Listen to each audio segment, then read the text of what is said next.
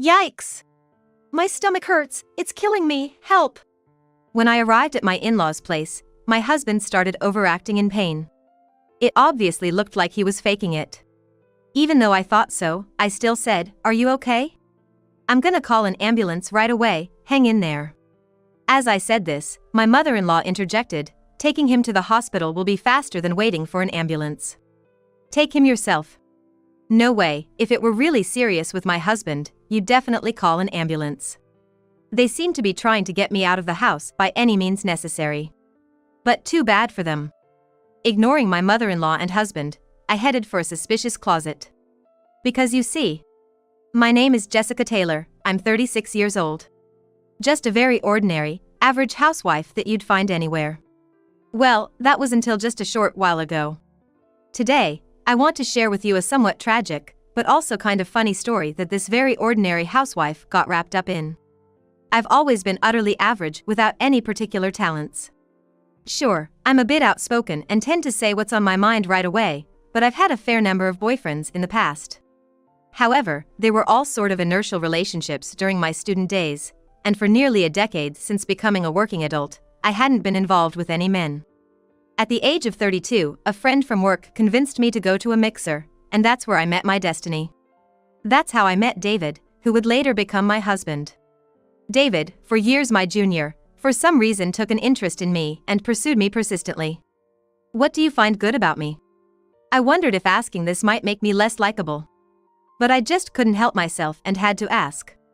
But far from being turned off, David just laughed and said, "It's exactly because you ask anything that comes to your mind." David was so entertaining to talk to, and I found myself increasingly enjoying the time we spent together. Before long, we started dating. A boyfriend after 10 years. Life seemed to brighten up a bit. But I never imagined that storm clouds would gather so soon. Just 3 months into our relationship, I got pregnant. I never thought I'd have a shotgun wedding, especially after turning 30. But when I told David, he said, "My kid? That's kind of exciting," and was genuinely happy, so we decided to inform both families about our marriage. My parents welcomed us with open arms, as if they had been eagerly waiting for this moment, but as soon as we visited David's family home, I immediately got a taste of my mother-in-law's sarcasm. I knew that David's parents had divorced due to his father's infidelity when he was in middle school. I had heard he and his mother had lived alone since then, so I wasn't expecting a warm welcome. I was somewhat prepared, but the assault from my mother-in-law was beyond my imagination. As I introduced myself, she glanced at me and then the interrogation began. "How old are you, Jessica?" 32 years old. "Really? You're 4 years older than David? Which university did you attend?" "I went to the local state college." "Eh? Isn't that a bit of a low-tier university?" It seems like I'm consistently failing to meet my mother-in-law's expectations. Every time she hears my answer, she lets out a heavy sigh. Having raised David single-handedly, maybe her image of the ideal daughter-in-law has become a bit too lofty? But even seeing that, David just chuckles and says, well, not taking it seriously. Nevertheless, in the end, we got married in a sort of it-can't-be-helped manner. With this, it feels like I'm not exactly welcomed by my mother-in-law, and it seems like I can't rely on David either. I wonder if I'll be able to get along with my mother-in-law from here on out. Right after getting married, I'm burdened with these worries. Of course, my prediction was spot on. There was never a warm relationship between me and my mother-in-law. But it's not like we're living together. I thought as long as we keep a reasonable distance, there shouldn't be a problem. In the midst of all this, I gave birth to a healthy baby girl, Anne. This must be what they mean by "she's the apple of my eye." Just born, and was so adorable. My mother and friends who visited all unanimously said she looks just like me, laughing. But to me, she seems to take after David when she smiles. Blessed by everyone, we were full of happiness, and we decided to go announce the birth to David's family. My mother-in-law, who usually has nothing but snide remarks for me, would surely be happy to see Anne. I believed this without a doubt. However, the words my mother-in-law uttered at her house were beyond my imagination. She barely glanced at Anne and said, "What's the point if the child's a girl?" And that's exactly what she said to me. I was left speechless by her comment, and to add insult to injury, she continued, "What's the use of a woman who can't produce an heir? Such a useless girl." That's why I dislike women with low education, she exaggerated with a sigh. Education has nothing to do with the gender of a child. Fuming, I retorted to my mother-in-law, David's just a regular office worker, you know? There's no legacy to inherit in that. Ma'am, just what era are you living in? I spoke my mind. Then, glaring at me, she retorted, huh? Are you talking back to me? It's unheard of for a daughter-in-law to talk back to her mother-in-law. Has my mother-in-law been time-warped straight from the 50s or something? But I figured any more words would be lost on her, as if she were stuck in a bygone era all by herself. Desperately wanting support, I glanced at David, but he seemed oblivious to our exchange. And to my dismay, after looking at Anne, my mother-in-law said, "This child really does look like Jessica. I'm worried about her future," and she sighed yet again. If she looked like David, even being a girl, she might have had a chance, but with that face. Hoping David would respond, he just chuckled and said, "Mom, that's a bit much. To have his wife and daughter belittled by his mother and for him to feel nothing." Fed up, I declared to them, "This is ridiculous. I'm going to raise and to be someone who isn't deceived by appearances like faces or educational background." With that, my mother-in-law clicked her tongue and said, "Humph. Such arrogance from someone uneducated. Besides, is this child really David's? Doubtful." She went as far as to say that. And with that, we left David's family home amidst a hostile atmosphere. When we got home, I pleaded with David that if his mother is going to mock me and with outdated remarks, at least he should defend us at the moment. But David started to take his mother's side, saying, "Mom just wants to say what she wants, why don't you just let her be? It's not something to get so worked up about." To my surprise, David started taking his mother's side. And then he coldly said to me, "If you dislike my mom so much, from now on, I'll go back home alone when there's business there." That's fine. 3 years have passed. My relationship with my mother-in-law hasn't improved, and I only make appearances at David's family home for holidays like Thanksgiving and Christmas. But recently, David has been going back to his family home quite often. He used to go alone frequently before. But not as much as recently. It was at most once a month. But now, it seems like he's heading there almost every week. There are even days when David comes home from work during the week and has dinner at his parents' place. I get it, his parents' house is fairly close by. It's about a 30-minute drive if you have a car. But if you're coming from David's company to his folks, you have to pass our house on the way. Why on earth would he go out of his way to pass our place just to have dinner there? Unless something's up with his mom? That would be a concern. So I asked David, "You've been hanging out at your mom's a lot lately. Is something going on with her? If so, I'm worried, I'll come with you." He started to panic all of a sudden, "Huh? Mom? No, nothing's wrong. She's totally fine. So Jessica, you don't need to come, okay? Why are you freaking out? If she's fine, then good." But I felt something was off seeing David flustered like that. Once you start doubting, everything he does starts to look suspicious. I never questioned anything before, but now that I think about it calmly, there are weird things. David always has his phone with him, even when he goes to the bathroom or takes a shower. When did that start? Was he always like that? And he's been using cologne a lot. Especially when he goes to his parents' place. He makes sure to wear it every time. Why would you wear so much cologne just to meet your mom? That's a bit strange, isn't it? Concerned, I talked to a friend, and she was like, "Could it be an affair? Why don't you check it out? I have a friend who's a PI." No way, hiring a detective is a bit much, right? But when she mentioned it was a friend of a friend, it suddenly seemed less intimidating. Maybe just a trial, to have a little investigation? I suggested. My friend got in touch with her PI buddy, and I got an okay in no time. If there's no evidence of cheating, it's free. And if they find something, you get the friend price, she said. I'd never thought I'd be visiting a detective's office in my life, but out of curiosity, I went there with my friend. Just to check, nothing serious. There's no way David could be cheating. I truly believed that.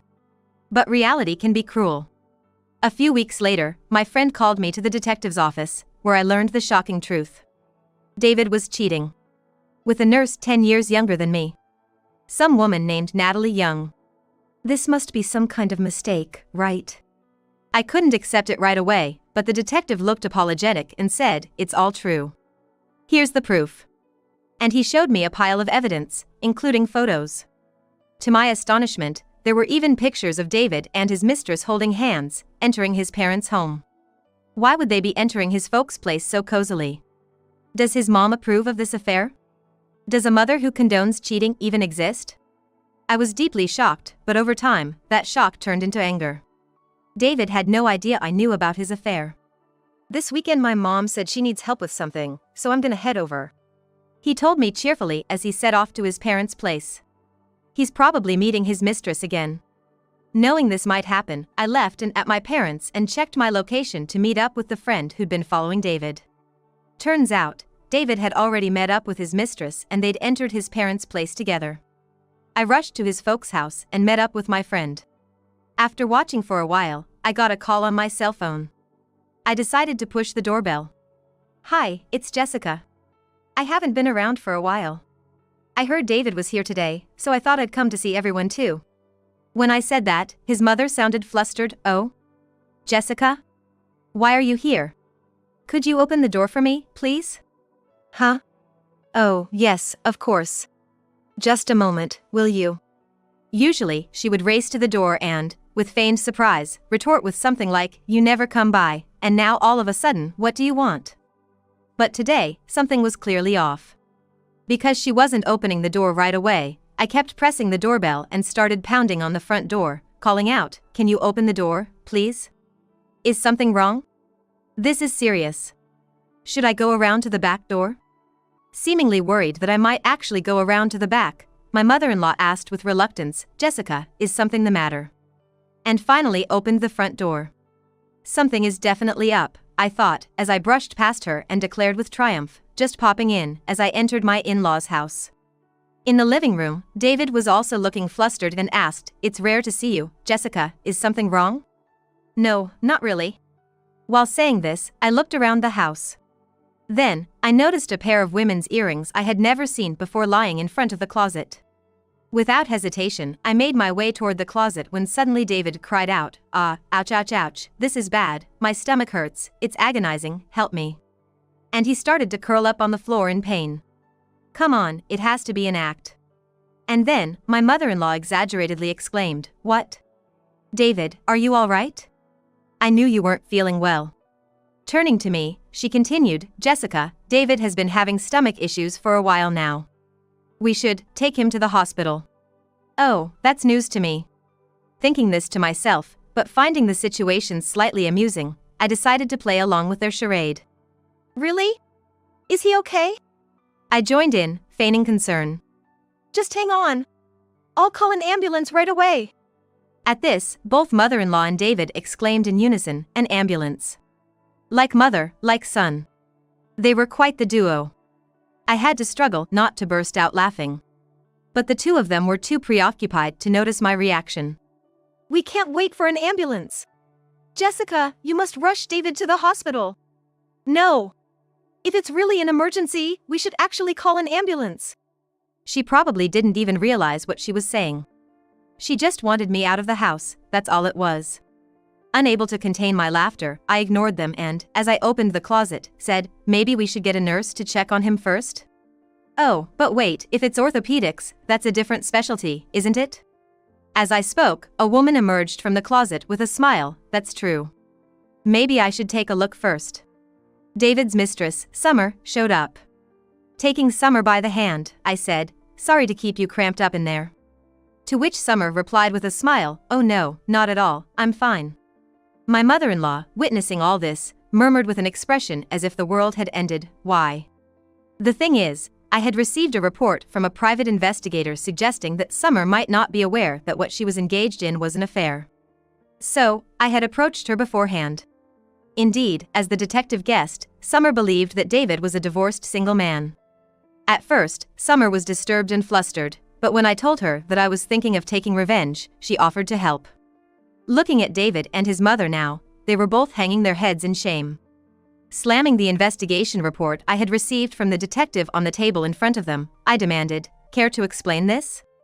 The two of them remained silent, offering no explanation.